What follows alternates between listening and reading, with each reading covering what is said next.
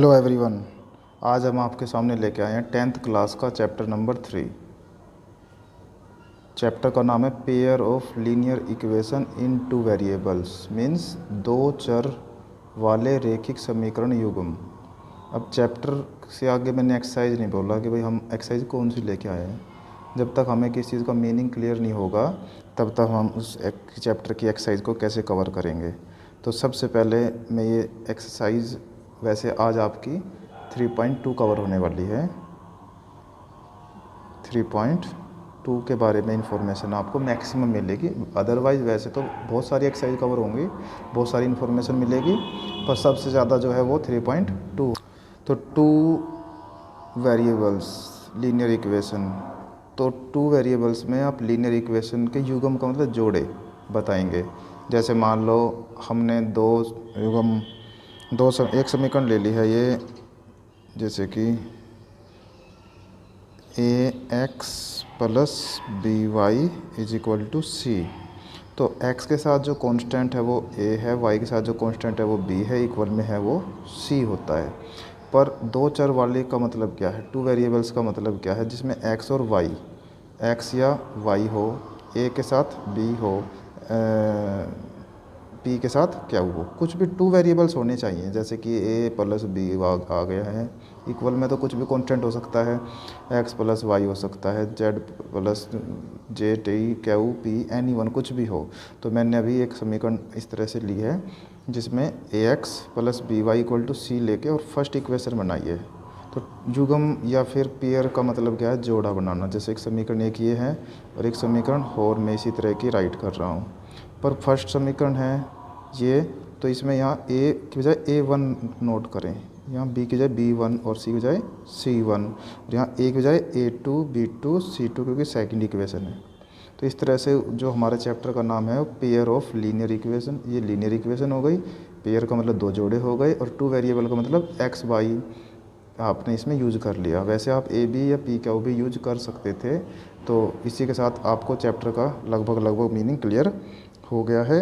अब मैं आपको इस चैप्टर में आगे बढ़ने के लिए इन A1 B1 C1 इन से रिगार्डिंग, इनके रिलेटेड कुछ बातें ऐसे बताऊंगा जिससे आपको इस एक्सरसाइज 3.2 को या फिर पूरे चैप्टर को करने में बहुत ही ज़्यादा आसानी होने वाली है। तो मैं आपको लेके चल रहा हूँ कुछ ऐसी ही बातों पर। जब आपको टू इक्वेशंस गिवन करेगा वो, तो कुछ कंडीशंस आती हैं। तो कुछ कंडीशंस हैं हमारे सामने स्थिति, जिसमें उस स्थिति में जैसे कि कोई भी हमारे पास डबल वेरिएबल में टू वेरिएबल है केस, और हमारे पास टू इक्वेशंस गिवन है, तो ऐसी कंडीशन में ऐसी स्थिति बनती है हमारे सामने, जैसे कि a1 और a2 को जब हम डिवाइड करते हैं, b1 b2 और को डिवाइड करते हैं, आपस में इक्वल नहीं बन पाते। तो इस तरह की कंडीशन हमारे सामने आती है। तो इस तरह की कंडीशंस कि लाइनों को जो हम नाम रखते हैं लाइन, उन लाइंस का नाम रखते हैं हम intersecting lines. Intersecting line, Hindi में बोलते हैं इसको प्रतिच्छेद रेखाएं। तो ग्राफ, क्योंकि इन इक्वेशंस को सोल्व करने के दो मेथड हैं, जिसमें से एक का नाम तो है ग्राफिकल। तो अभी ग्राफिकली रिप्रेजेंटेशन दिखा रहे हैं हम आपको। ग्राफिकली रिप्रेजेंटेशन मतलब कि ग्राफ में इसको किस तरह से रिप्रेजेंट आप करेंगे जब इंटरसेक्टिंग लाइन का केस होगा। तो उस कंडीशन में ग्राफ आपका इस तरह से एक दूसरे को काट देगा। ये आपकी फर्स्ट लाइन है और ये आपकी सेकंड लाइन है। तो इस तरह से ग्राफ आपका कट करेगा। फिर जो इसी इन टू वेरिएबल्स वाली इक्वेशंस को सोल्व करने का जो दूसरा मेथड है वो है अलजेब्रिक।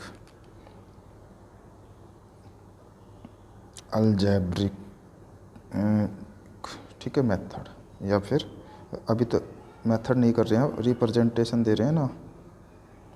तो इस तरह से यहाँ पे दो मेथड हो गए। जब आपके सामने इस तरह की कंडीशन आएगी, a1 डिवाइड में a2 b1 डिवाइड में b2 इक्वल नहीं होंगे, तो लाइन का नाम कहलाएगा इंटरसेक्टिंग लाइन। और ग्राफिकल मेथड, अगर ग्राफ मतलब इनको सोल्व करने के दो मेथड हैं, ग्राफिकली मेथड और अलजेब्रिकली मेथड।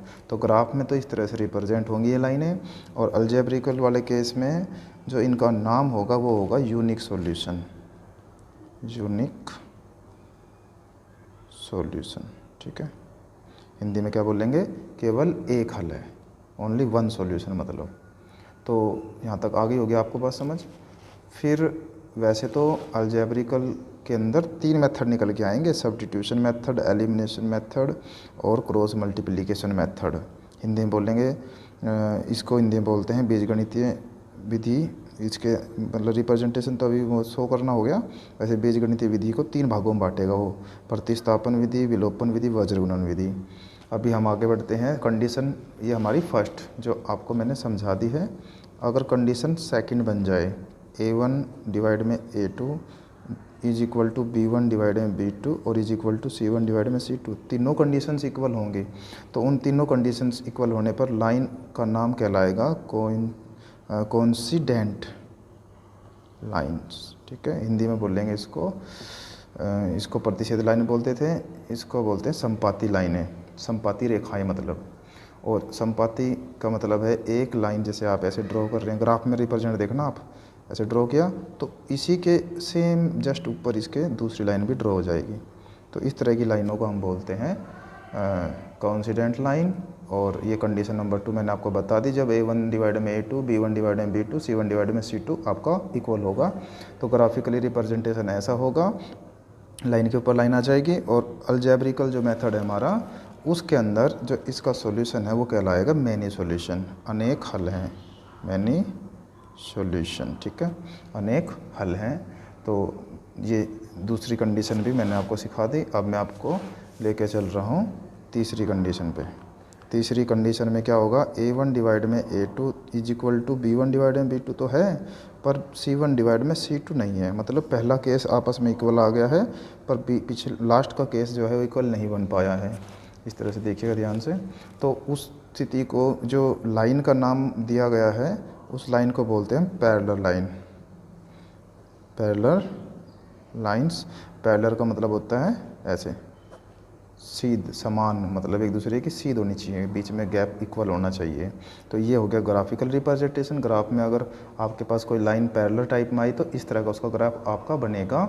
और अगर बात आ गई है अलजेब्रिकल मेथड के अंदर, तो वहाँ पे इनका नो सॉल्यूशन, कोई भी हल नहीं निकलेगा।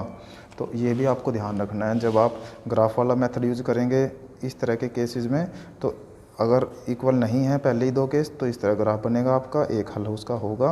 और सारे इक्वल हैं आपस में, A1 डिवाइड में A2, B1 डिवाइड में B2 ये सारे, तो उसमें कोइंसिडेंट लाइन कहलाएगी। उसमें ग्राफ के एक लाइन के ऊपर दूसरी लाइन आ जाएगी ऑटोमेटिक।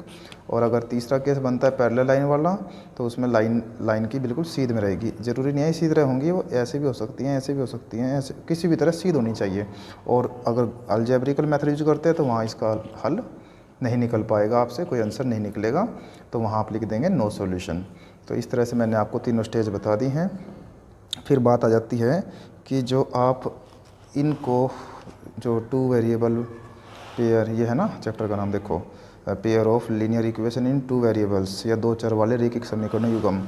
तो इनको ज्ञात करने के जो मेथड है, इसको फाइंड करने के जो मेथड है ना, जो मेथड हैं वो आपके दो हैं। ठीक है, जिसमें से एक का नाम है, मैं आपको बता ही रहा था, ग्राफिकली मेथड।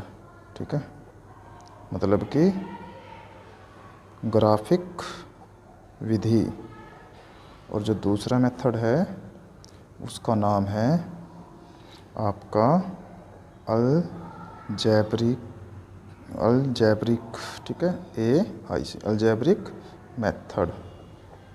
मतलब कि बीजगणितीय विधि, बीजगणितीय विधि हिंदी में इसको ये बोलते हैं। फिर अलजेब्रिकल मेथड को भी इसने तीन भागों में बांट दिया, तीन विधियां निकाल दी इसके अंदर इसने। ठीक है, उन तीन विधियों के नाम हो गए, एक का नाम हो गया आपका सब्स्टिट्यूशन, ठीक है, सब्स्टिट्यूशन मेथड, हिंदी में इसका नाम है प्रतिस्थापन विधि। फिर सेकंड जो मेथड है उसको बोलते हैं एलिमिनेशन मेथड, हिंदी में बोलते हैं इसको विलोपन विधि। और तीसरा जो मेथड है अलजेब्रिकल, उसका नाम है आपका क्रॉस मल्टीप्लिकेशन मेथड, मतलब कि वज्र गुणन विधि। तो इस तरह से अलजेब्रिकल के 3 मेथड हो गए। इन 3 मेथडों के बारे में तो आगे नेक्स्ट वीडियो में बताऊंगा मैं। इस वीडियो में मैं अब आपको बता रहा हूं आपका ग्राफिकली मेथड।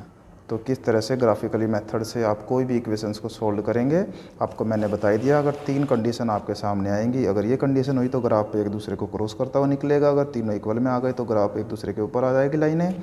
और अगर पहली केस इक्वल हुआ, दूसरा इक्वल नहीं होता, तो ग्राफ एक दूसरे की लाइनें एक दूसरे की सीध में पैरेलल में चली जाएंगी। तो इस तरह से ग्राफिकली रिप्रेजेंटेशन होएगा। और जो अलजेब्रिकल है वो नेक्स्ट वीडियो में होएगा। तो अभी मैं आपको ग्राफिकल का एक एग्जाम्पल लेके बताता हूँ, सुनिए ध्यान से। तो ये ग्राफिकली मेथड हमारा स्टार्ट हो रहा है। मैं कोई अपनी तरफ से एक एग्जांपल ले रहा हूँ। जैसे लेट कर लीजिए, आप मान लीजिए एक हमारे पास इक्वेशन है 2 वेरिएबल्स में, जैसे कि x + y = 10, अपनी तरफ से ले रहा हूँ मैं, और x - y = 4। वैसे आप कोई भी इक्वेशन ले सकते हो, मेरे को तो अभी मेथड सिखाना है। और जब ये मेथड आपको आ जाएगा, फिर आपको एक्सरसाइज को 3.2 को करने में बहुत ही आसानी रहेगी। तो देखिएगा ध्यान से कैसे करेंगे कि जब भी आपको ग्राफिकल मेथड यूज़ करना है तो आप उनके बनाएंगे बॉक्स। तो बॉक्स कैसे बनाएंगे, देखिए फर्स्ट इक्वेशन ये है, सेकंड इक्वेशन ये है ना। तो यहाँ पे x और y, देखिएगा ध्यान से, ये x और y ऐसे आप ओनली 2 ही केसेस बनाने हैं, ज़्यादा नहीं।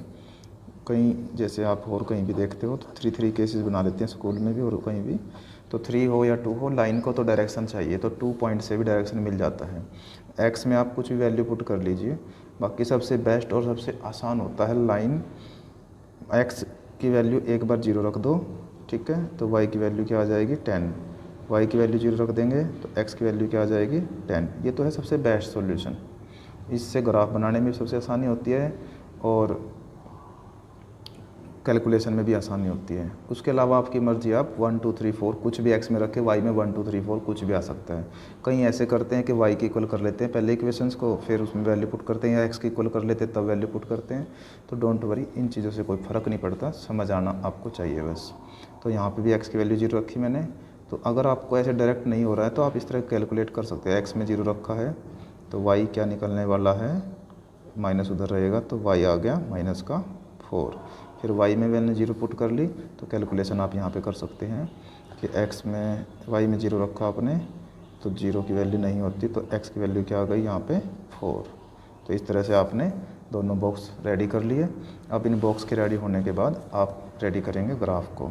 तो ग्राफ देखिएगा कैसे बनेगा। मैं यहाँ पे इस तरह से लाइन ड्रॉ कर रहा हूँ, ठीक है, और यहाँ से भी मैंने एक लाइन ड्रॉ कर ली है।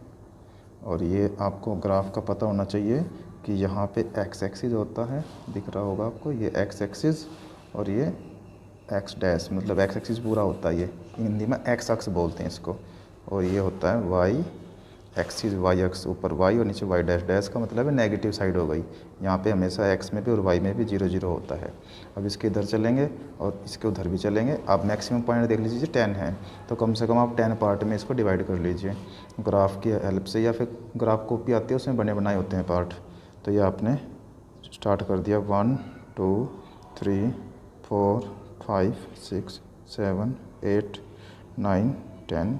मैंने करेक्ट डिवाइड नहीं किया है, बाकी आप प्रकार की हेल्प से या ग्राफ कॉपी का यूज़ करके अच्छी तरह से आप इसको कर सकते हो। इसी तरह से यहाँ पे भी इसको 10 पार्ट में मिनिमम डिवाइड कर देंगे। आप कर दिया है। अब इधर आपको करने की ज़रूरत है तो आप कर सकते हो। यहाँ पे 1 माइनस में चलेंगे, 2 3 और 4 तक मैंने इसलिए क्योंकि हमारे बॉक्स में 4 है। तो यहाँ पे -1 -2 -3 और माइनस का 4। ठीक है, चलो अब हम चलते हैं सबसे पहले अपना बॉक्स से। देखो x में 0 है तो ये रही हमारी 0, x हो चाहे y हो, और y में है 10 तो y में 10 स्टेप आप चलेंगे, 1 2 3 4। यहाँ पे आ गया देखो ये 10। इस तरह सर्कल बना के ये करना है और यहाँ पे पॉइंट लिख दो 0 के साथ 10। उसके बाद फिर क्या करने वाले हैं आप, सेकंड पॉइंट ये रहा आपका बॉक्स का, x में 10 स्टेप चलना है, y में 0 है तो y और x की 0 तो यहीं रहेगी, x में 10 स्टेप चलेंगे, ये रहा x का 10 तो 10 0। जब x में कुछ होगा तो पहले लिखेंगे, y में कुछ होगा तो बाद में लिखेंगे, और आगे पीछे 0 ध्यान रखेंगे। अब दोनों पॉइंट्स को आप स्केल की हेल्प से इनको मिला दोगे, तो इस तरह से आपने इनको मिलाना है स्केल से, बाकी मैंने तो ऐसे ही मिला दिया है फॉर्मेलिटी के लिए। उसके बाद फिर सेकंड बॉक्स में चलते हैं। x में 0 है, y में माइनस का 4 है, तो x में 0 यहाँ पे रहा देखो, ठीक है, दिख रहा होगा सभी को, देखिएगा ध्यान से। और y में 4 ये रहा नीचे की तरफ माइनस का 4, तो ये आएगा 0 और माइनस का 4। उसके बाद है यहाँ पे आपका x में 4 है, y में 0, तो x में 4 ये रहा, y में 0 यहाँ है, तो 4 और 0, तो इनको भी आप आपस में मिलाएंगे। देखो ये आपने इनको मिलाया, मिलाने के बाद ये लाइनें कहीं ना कहीं ऐसे सीधी जाएंगी, ठीक है, कहीं टकराएंगी, मतलब सीधी जाने दो। तो लाइनें आपस में टकरा रही हैं, और जहाँ जो जो लाइनें उनके ग्राफ की इक्वेशन नोट कर दीजिए। जैसे ये x minus y is equal to 4 वाली इक्वेशन है हमारी, और सेकंड जो ग्राफ चल रहा था ये वाली इक्वेशन थी जो हमारी, वो थी x plus y is equal to 10 वाली, ठीक है। और ये एक दूसरे को काट रहे हैं, तो इसका मतलब ये इंटरसेक्टिंग लाइन हो गई, मतलब कि प्रतिच्छेद रेखाएँ हो गई। अब आंसर कैसे फाइंड करेंगे, जो सीध होती है, देखो ध्यान से, ये देखो इधर x साइड में 7 दिख रहा है और यहाँ y वाली साइड में 3 नज़र आ रहा होगा, तो इसका मतलब यहाँ पे जो पॉइंट है वो है x में 7 है और y में 3 है, तो x की वैल्यू यहाँ पे 7 आ गई और y की वैल्यू 3 आ गई। ये था आपका ग्राफिकल मेथड। अगर ये एक दूसरे को नहीं काटते और अदर कोई केस बनते तो वहाँ पे आंसर नहीं निकलते, सिर्फ वन सॉल्यूशन वाले में ही आपका आंसर निकलता है। इसी के साथ आपका जो ग्राफिकल मेथड है वो समाप्त होता है। आप भी क्वेश्चन को ट्राई कर सकते हैं। अब एक बात हो रही है, जैसे कि कई बार क्वेश्चन में पूछ लेता आपसे कि यह कंडीशन बताइए कॉन्सिस्टेंस है या इनकॉन्सिस्टेंसी है, संगत है या असंगत है, तो वहाँ पे किस तरह से आप बताएंगे। उसके लिए आपको इक्वेशन दे देगा और उन इक्वेशंस को आप इस तरह की कंडीशन में रखेंगे। तीनों कंडीशंस में जो भी कंडीशन निकल के आएगी वही नाम उसका कहलाएगा। अगर मान लीजिए फर्स्ट 2 कंडीशन इक्वल नहीं आती हैं तो इंटरसेक्ट लाइन कहलाएंगी। कई बार क्वेश्चन पूछ लेगा लाइनें बताओ कौन सी हैं, तो लाइनें अगर पूछेगा क्वेश्चन में, जैसे 3.2 एक्सरसाइज है, उसके अंदर जो क्वेश्चन नंबर आपका 2 होगा उसके अंदर लाइनें पूछेगा, भाई इसका लाइनों का नाम बताइए, तो आपको 2 इक्वेशन दे देगा इस तरह से। ये इक्वेशन है, जैसे यहाँ पे तो A1 B1 यूज़ किया है मैंने, यहाँ पे 1 2 3 4 कुछ भी यूज़ कर सकता है वो। फिर उनको आप रखेंगे क्वेश्चन में, इस तरह डिवाइड रखेंगे, मतलब अगर इक्वल नहीं आते हैं तो इंटरसेक्ट लाइन बोल देंगे आप, इक्वल आ जाते हैं सारे तो कोइंसिडेंट लाइन बोल देंगे, और फर्स्ट 2 केस इक्वल और लास्ट का केस इक्वल नहीं आता तो उसको पैरेलल लाइन का नाम दे देंगे। फिर उसके अलावा जो तीसरा क्वेश्चन होगा उसमें आपसे पूछ लेगा कि कॉन्सिस्टेंसी इनकॉन्सिस्टेंसी, वहाँ पर आपको ये करना है, अगर इंटरसेक्ट या पैरेलल, नहीं दोबारा सुनो, इंटरसेक्ट और कोइंसिडेंट वाला केस होगा तो इंटरसेक्टिंग लाइन, और कोइंसिडेंट वाला केस होगा तो कंसिस्टेंसी बोलेंगे उसको, संगत बोलेंगे मतलब। और अगर ये वाला केस हुआ पैरेलल वाला तो उसको असंगत बोलेंगे, मतलब कि इनकॉन्सिस्टेंसी, ठीक है। तो इस बात का आप ध्यान रखेंगे। और एक क्वेश्चन लेके मैं ये कंडीशन भी आपको थोड़ी सी बताने की कोशिश करूँगा। जैसे कि मैंने अपनी तरफ से यहाँ पे एक क्वेश्चन पुट कर लिया है, 7x plus 3y is equal to 5 और 14x plus 6y is equal to 10। मैंने अपनी तरफ से लेट किया है, यहाँ से मुझे ये बताना है ये कौन सा स्टेज बनता है, कौन सी लाइन है ये, तो इसको ऐसे मैं आपस में डिवाइड कर रहा हूँ। ये ऐसे सारों को इक्वल डालना है ऐसे। अब ये चेक करना है सारे एक जैसे हैं, देखने से तो नज़र नहीं आ रहे एक जैसे, अगर कैंसिल होते हो तो कैंसिल कर देंगे आप, कैंसिल आउट करेंगे इसको, कैंसिल आउट करने पे सारे इक्वल आ रहे हैं, इक्वल आ रहे हैं तो इसको बोलेंगे कोइंसिडेंट लाइन। अगर लाइन पूछेगा तो कोइंसिडेंट लाइन मतलब कि समान, इसको बोलते हैं समपाती रेखाएं, ठीक है, अगर खाली लाइन पूछ रहा है।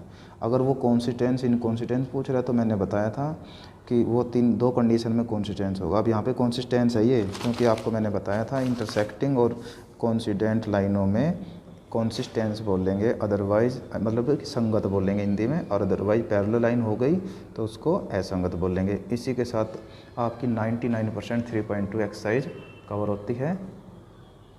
Thank you.